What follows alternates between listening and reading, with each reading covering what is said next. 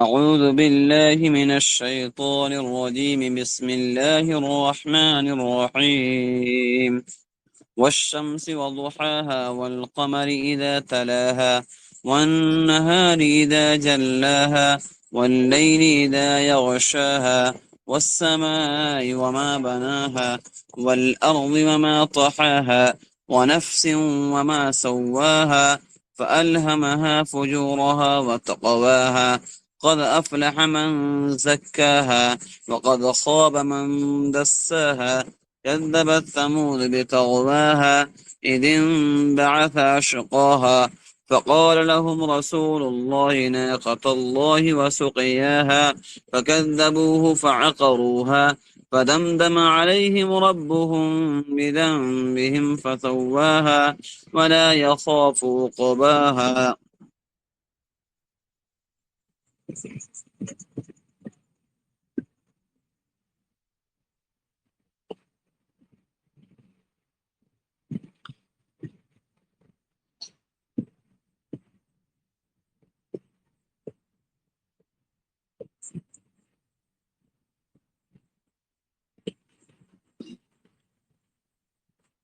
بسم اللہ الرحمن الرحیم.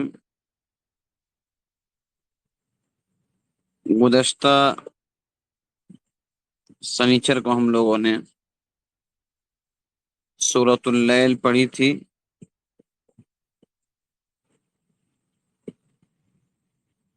جس کے اندر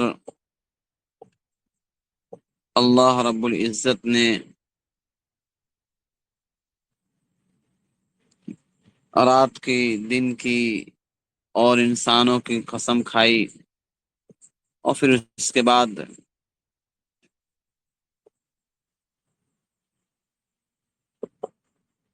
انسانوں کے گروہ اور جماعت کے متعلق پھر جنت و جہنم اور جنتیوں اور جہنمیوں کا تذکرہ فرمایا.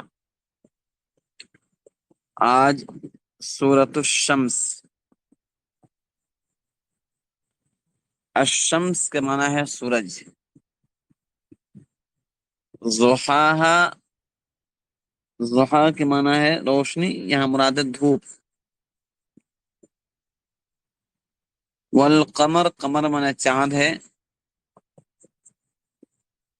تلا کے معنی آتے ہیں پیچھے آنا. والنہار، نہار کے معنی دن ہے. اذا جلا، جلا کے معنی جو روشن. واللیل، رات کی قسم. اذا یغشاہا، جب ڈھانک لے. السماء، آسمان کی قسم. والسمائی، واو قسمیہ ہے، آسمان کی قسم. وما بناہا، اور اس کو بنانے کی، زمین کی. والارض، اور زمین کی قسم اور اس کے پھیلانے کی قسم. ونفس وما سواہا، نفس کی قسم اور اس کو ٹھیک بنانے کی قسم. فألہمها فجورها وتقواها، فألہمها، پس سجھائی یعنی الہام کیا، بتایا. فجور منے بدکاری، تقوی منے نیکوکاری. افلح کا معنی ہے کامیاب ہونا. زکا کا معنی ہے سنوارنا. خوابہ کا معنی ہے نامراد ہونا.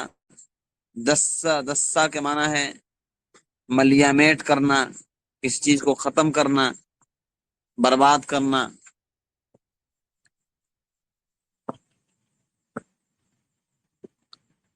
کذبت، بہت بار آ چکی بات، یہ جھوٹلانے کے معنی میں آتا ہے. سمود سے مراد قوم سمود ہے.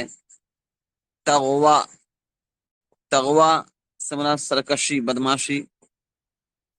عقرن کے معنی ہے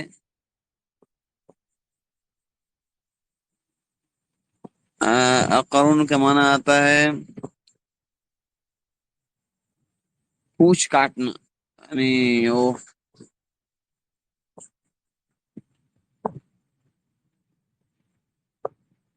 کاٹ ڈالنا، پاؤں کاٹنا. فدمدم، دمدمہ کے معنی ہے ناراض ہوئے. سوا کے معنی برابر کرنا، عقبہ کے معنی انجام۔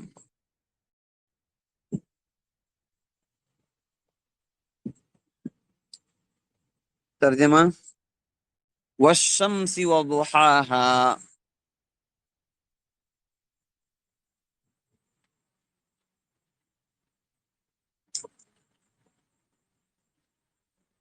والشمس قسم ہے سورج کی، وضحاها اور اس کے دھوپ چڑھنے کی، والقمر اذا تلاها قسم ہے چاند کی جب وہ سورج کے غروب پر طلوع ہو، یعنی سورج کے ڈوبنے کے بعد نکلے، واللیل اذا یغشاها اور قسم ہے رات کی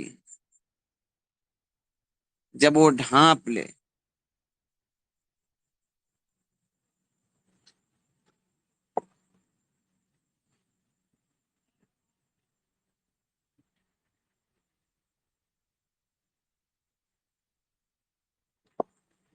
والسماء وما بناها اور قسم ہے آسمان کی اور اس کے بنانے کی، والارض وما طحاها اور قسم ہے زمین کی اور اس کے پھیلانے کی، ونفس وما سواها اور قسم ہے نفس کو ٹھیک ٹھیک بنانے کی، فألهمها فجورها وتقواها اس طرح کہ اس کو الہام کی اس کی بدکاری اور اس کی نیکوکاری، فجور مانے بدکاری، تقواہ نیکوکاری۔ قد افلح من تزکا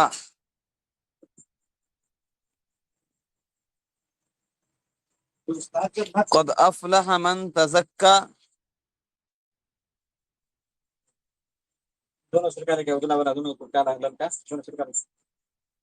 بالیقین وہ شخص کامیاب ہو گیا، قد افلح یقینی طور پر وہ شخص کامیاب ہو گیا، من زکاہا جس نے نفس کو سنوارا، وقد خاب من دساہا اور وہ شخص ناکام ہوا جس نے اس کو بگاڑا، نفس کو بگاڑا۔ کذبت ثمود بطغواہا سمود نے اپنی سرکشی سے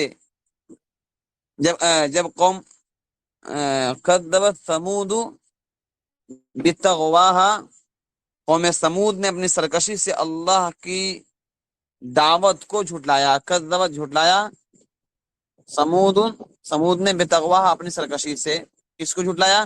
اللہ کی دعوت کو۔ اذ انبعث اشقاها جب قوم کا بدبخت کھڑا ہوا، فقال لهم رسول اللہ ناقۃ اللہ وسقیاها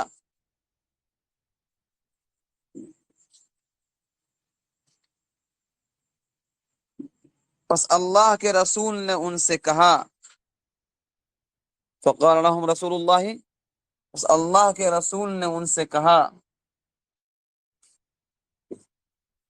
ناقۃ اللہ وسقیاها بچو اللہ کی اونٹنی اور اس کی پانی پینے کی باری سے، فکذبوہ فعقروها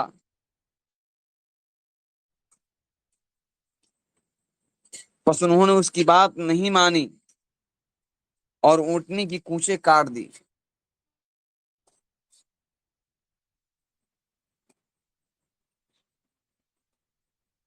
فدمدم علیہم ربهم بذنبهم فسواها پس اللہ قوم پر ان کی حرکت سے ناراض ہوئے، فدمدم علیہم ربهم بذنبهم پس اللہ قوم پر ان کی حرکت سے ناراض ہوئے، فسواها اور ان کا صفایا کر دیا، ولا یخاف عقباها اور اس کے انجام سے نہیں ڈرتے۔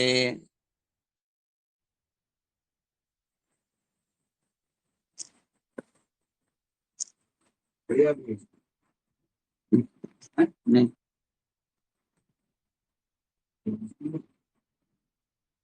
ان آیات کریمہ میں اللہ رب العزت نے سورج کی روشنی، چاند کی روشنی، زمین کے فرش بنانے وغیرہ کی اللہ نے قسم کھائی۔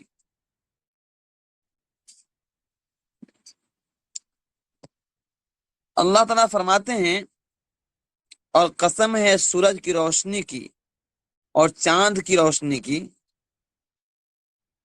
اذا طلاہا کا مطلب ہے یعنی جب سورج ڈوب جاتا ہے تو چاند کی روشنی پھیلتی ہے، اسی کو کہتے ہیں طلاہا، مطلب پیچھے آنا۔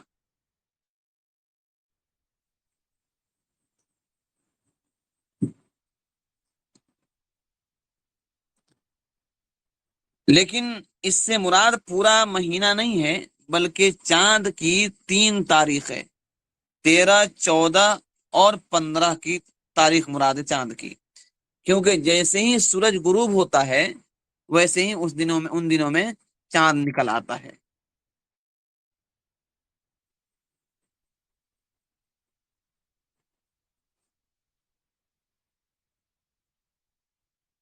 وَالنَّهَارِ اذا جلاها، قسم ہے دن کی جب وہ سورج کو روشن کر دے۔ کیا مطلب؟ دن سورج کو روشن کیسے کرتا ہے؟ بتانا چاہتے ہیں کہ اصل میں دن کے آ جانے سے سورج کی روشنی پھیل جاتی ہے۔ آگے اللہ فرماتے ہیں وَاللَّيْلِ اذا یغشاها، اور قسم ہے رات کی جب وہ سورج کو چھپا لے۔ مطلب یہ ہے کہ جب رات اچھی طرح تاریک ہو جائے، یعنی جب رات اچھی طرح تاریک ہو جائے اور اس کی روشنی پورا پھیل جائے، رات میں روشنی پوری ختم ہو جائے دن کی، وہ مراد ہے۔ والارض وما طحاها، اور قسم ہے زمین کی اور اس ذات کی جس نے اس کو بچھایا۔ ونفس وما سواها، اور قسم ہے جان کی اور اس ذات کی جس نے اس کو اچھی طرح بنایا۔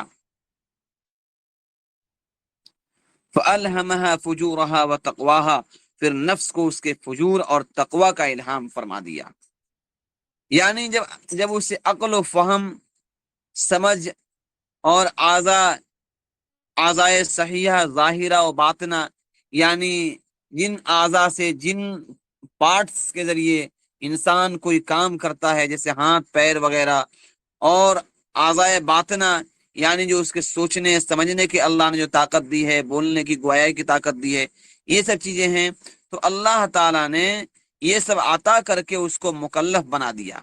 مکلف مطلب یہ کہ اللہ تعالیٰ اس سے سوال کر سکتے ہیں، اس سے پوچھ سکتے ہیں، یہ اللہ نے اس کو، کیونکہ جانوروں کے اندر یہ سب چیزیں نہیں ہے، جانوروں کے اندر تھنکنگ پاور نہیں ہے، سمجھنے کی طاقت نہیں ہے، اور وہ اپنی بات کو بول نہیں سکتے ہیں، بہت سی چیزیں ہیں جو انسانوں کو اللہ نے عطا کی ہے، جانوروں کو عطا نہیں کی، اسی لیے انسانوں کو اللہ نے مکلف بنایا ہے، اور اتنا مکلف بنایا کہ وہ اپنے خالق و مالک کو پہچانے۔ یہاں تک کہ علماء نے لکھا ہے کہ اگر کوئی انسان ایسی جگہ پر ہو جہاں پر اس تک دین کا پیغام نہ پہنچا ہو، ایسے ویرانے میں ہو، تب بھی اس پر ایک اللہ پر ایمان لانا فرض اور ضروری ہے، اگرچہ وہ پیغمبر کو نہ مانے، لیکن توحید کا اقرار لازم ہوگا، اس کو اس بات کا اقرار کرنا ہوگا کہ دیر از نو گاڈ بٹ اللہ، خدا کے سوا کوئی معبود نہیں ہے، اللہ ہی ہیں، کیونکہ پورے دنیا کا نظام اس کے علاوہ کوئی نہیں چلا سکتا ہے۔ بہرحال تو اللہ تعالیٰ نے انسان کو مکلف بنا دیا اور اس کو تقوی اختیار کرنے کا الہام کیا اور اس کو برائی کرنے کا الہام کیا۔ الہام کا مطلب یہ ہے کہ اسے عقل و فہم عطا کر دیا اور اس کو مکلف بنا دیا، وہ جیسا عبادت کرے گا ویسا اس کو اللہ تعالیٰ عمل دیں گے۔ پھر چونکہ امتحان بھی مقصود ہے اس لیے انسان کا، اس لیے انسان کے لیے دونوں راستے واضح کر دیا اللہ نے۔ اللہ فرماتے ہیں وَهَدَيْنَاهُ النَّجْدَيْنِ، کہ میں نے انسان کے لیے 2 راستے ہم نے دکھا دیے، یہ خیر کا راستہ ہے، یہ شر کا راستہ ہے۔ خیر کے راستے پہ چلو گے تو جنت کے مستحق بنو گے، شر کے راستے پہ چلو گے تو جہنم کے مستحق بنو گے۔ آگے اللہ کہتے ہیں قد افلح من زکاہا، یہ جواب قسم ہے، اب تک قسم کھائے تھے، اب جواب قسم ہے کہ اللہ تعالیٰ نے اپنی تمام مخلوقات میں سے چند چیزوں کی قسم کھائی جن کا وجود انسان کے سامنے ہے، سورج ہے، چاند ہے، زمین ہے، روشنی ہے وغیرہ، اور بہت واضح اور ظاہر ہے۔ آسمان بھی سب دیکھ رہے ہیں، زمین پر سب بستے ہیں، سب پر رات دن گزرتے ہیں، چاند سورج دونوں بڑی روشنی کی چیزیں ہیں، اور نفس انسانی تو سب کے ساتھ لگا ہوا ہے، انسان زندہ ہے تو اس کے ساتھ نفس لگا ہوا ہے۔ تو ایسی چیزوں کی اللہ نے قسم کھائی، اور قسم کھا کر اللہ کہتے ہیں قد افلح من زکاہا، کہ جو بندہ اپنے نفس کو بچا لیا، اپنے نفس کو پاک کر لیا گناہوں سے، گندگیوں سے، وہ کامیاب ہو گیا۔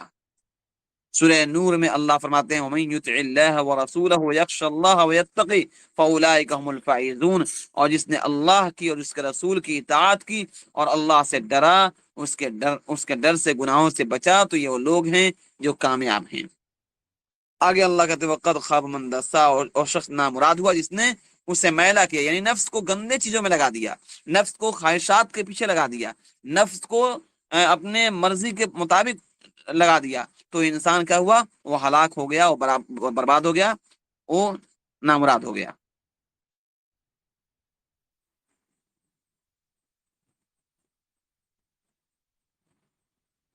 نبی علیہ السلام ایک دعا فرمایا کرتے تھے اور امت کو بھی اس کی تعلیم دی۔ دعا یہ تھی اللہم آتی نفسی تقواہا وزکاہا انت خیر من زکاہا انت ولیہا و مولاہا، اے اللہ میرے نفس کو اس کا تقوی عطا فرما اور اس کو پاک کر دے، تو سب سے بہتر پاک کرنے والا ہے، تو اس کا ولی ہے، تو اس کا مولا ہے۔ بہرحال اس دعا کو آدمی کو کرنا چاہیے، بنگلہ میں ہو، اردو میں ہو، انگلش میں ہو، بھوجپوری میں ہو، جس بھاشا میں انسان بول سکتا ہے، عربی میں ہو تو اچھی بات ہے، بس مانا سمجھے تو، ورنہ جس بھاشا میں چاہے وہ بول سکتا ہے۔ آگے اللہ کہتے ہیں کذبت ثمود بطغواہا، قوم سمود نے اپنی سرکشی اور بدمعاشی کی وجہ سے جھٹلایا، یعنی ان کی سرکشی نے انہیں اس پر آمادہ کر دیا کہ وہ اللہ کے رسول کی تکذیب کرے، اللہ کے رسول کو جھٹلائیں، اور اللہ کی توحید کی عبادت کی طرف جو انہوں نے پیغمبر نے بلایا تھا ان کو جھوٹا قرار دیں۔ چنانچہ وہ لوگ حضرت صالح علیہ السلام سے جھگڑتے رہے، ان سے کہا کہ اگر تم نبی ہو تو پہاڑ سے اونٹنی نکال کر لاؤ۔ جب پہاڑ سے اونٹنی برآمد ہو گئی تو اس کے قتل کرنے کے لیے مشورے کرنے لگے۔ حضرت صالح علیہ السلام نے ان کو بتا دیا تھا کہ دیکھو ایک دن تمہارے کنویں کا یہ پانی یہ اونٹنی پیے گی، اور ایک دن تمہارے جانور پیئیں گے، اور یہ بھی بتا دیا تھا کہ جب اس کی باری ہوگی تو تم لوگ نہیں پیو گے، تمہارے جانور نہیں پیئیں گے، اور جب تمہاری باری ہوگی تو وہ نہیں پیے گی جانور،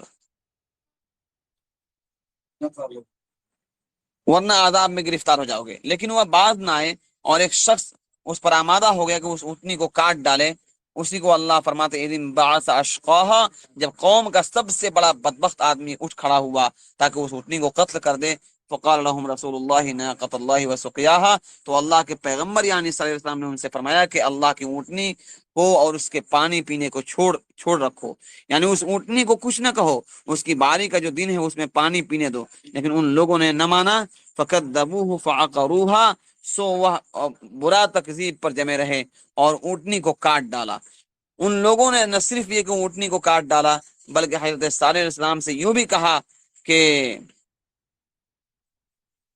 اگر تم نے جس عذاب کا وعدہ ہم سے کیا ہے، اگر تم سچے ہو تو اس عذاب کو ہم پر لاؤ، دکھاؤ ہم کو عذاب کو۔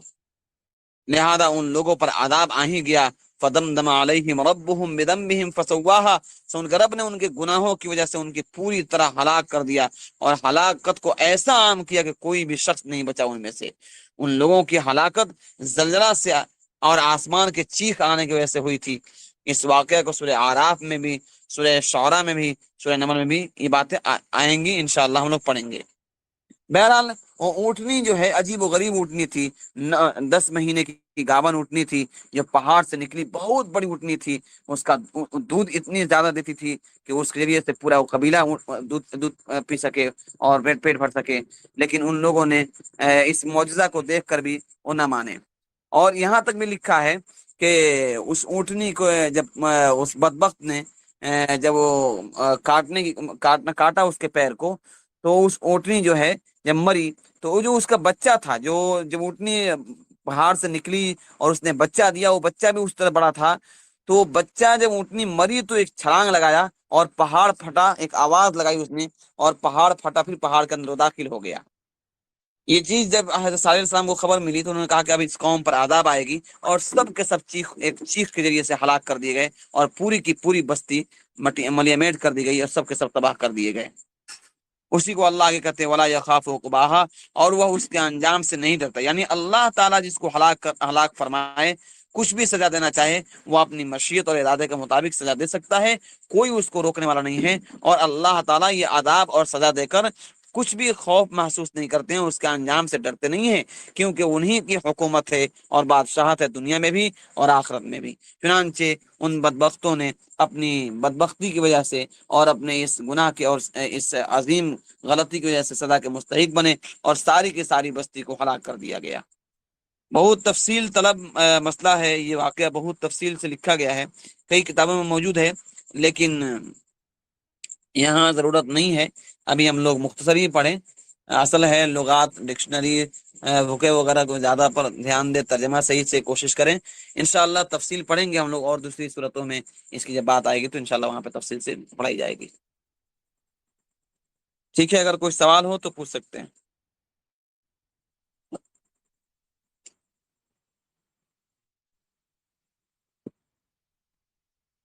جی کوئی سوال ہے؟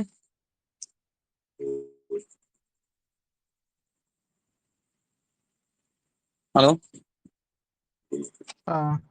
جی ٹھیک ہے، میرے طرف سے تو ٹھیک ہے، شکریہ، السلام علیکم۔